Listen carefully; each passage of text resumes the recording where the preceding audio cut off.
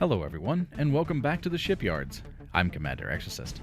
Welcome to episode 15 of the After Action Report, my weekly show where I go over the news and happenings in the Space Engineers universe. But before we get started, if you enjoy the content I create on this channel, then be sure to like the video, subscribe to the channel, and make sure notifications are turned on so that you don't miss any of my Space Engineers content. Let's see what's going on out there. Keen started off strong on Friday, well before their developer showcase livestream by announcing the official name of the 1.207 update and its projected release timeframe. The update, now known as Apex Survival, is scheduled to be released in September. Joel teased the livestream audience by reminding us that Keen typically releases its Space Engineers updates on Mondays. Given that the release will not go live on September 1st, that leaves the weeks of September 8, 15, 22, and 29 for it to go live. Consensus among the viewership places the estimated release date on September 8 or 15, although no official confirmation was made either way. My personal wager for the potential release date is September 15th, placing it in the middle of the month so as to lead Keen deeper into the fall season with a new update and a potentially new challenge like the fieldwork bunker competition that we saw earlier this year.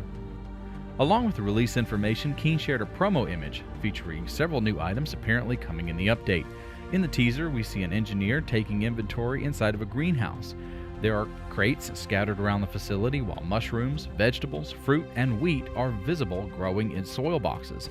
In the background, another engineer is working on the food processor we saw revealed earlier this year, but there's an unknown machine with a red inner trim and a large glass door beside him, mostly obscured by a laboratory desk.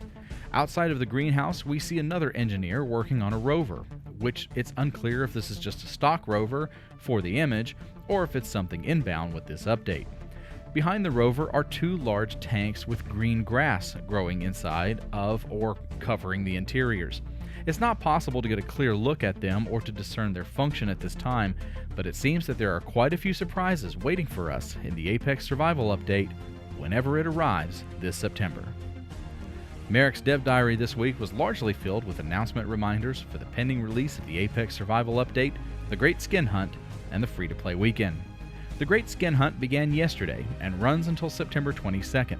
During that time, engineers will find a substantial increase in the drop rates for suit skins at unknown signal locations across the Space Engineers star system. While unknown signals will have increased drop rates like the previous event, strong unknown signals will have an increased chance to drop the rarest skins such as Pharaoh and Lava, among many others. And as mentioned in last week's After Action Report, if you're one of those people who are on the fence about whether it's time to pick up a welder and join the legion of builders, designers, soldiers, and explorers in the game, then Keen is holding a free-to-play weekend for Space Engineers starting yesterday and running to Monday, September 1st at 5 p.m. UTC. This is a perfect opportunity for the curious spirit to jump in and experience the glory of Clang and for the seasoned engineers to invite your friends to try out the game. Merrick also gave us our first look at the next generation welder as he spoke briefly about ongoing work on the welder animations and particles. In a brief video showcase, we get to see more about the details in the sparks and welder motions. The new design is much more futuristic than the traditional tire shop style welder from Space Engineers. Much like the recent Grinder preview, it's obvious that Keen is focusing heavily on feedback effects and particles for the new tools to give them a greater sense of realism and responsiveness to player input. Finally, we got an exciting look at a yellow submarine demo. In the roughly 20-second video, we see the simple submarine submerge and then reappear, leaving a short wake behind it in a sprawling lake or ocean scene. With all of the focus these days on the upcoming VS2 Survival and Planets feature, these water milestones often get lost in the chaos, but the opportunity for engineers to build submersibles and other water-based craft has the potential to make SE2 one of the most incredible sandbox experiences of the modern gaming era. That's not just hyperbole. If it works as advertised, I wholly believe that to be the case, and I'm convinced that Keen believes so as well. Are you excited for the Apex Survival update? Does your guess for the release date line up with mine? And what do you think of the new futuristic welder design in SE2? Let me know your thoughts in the comments below, and I'll be back next week with more Space Engineers.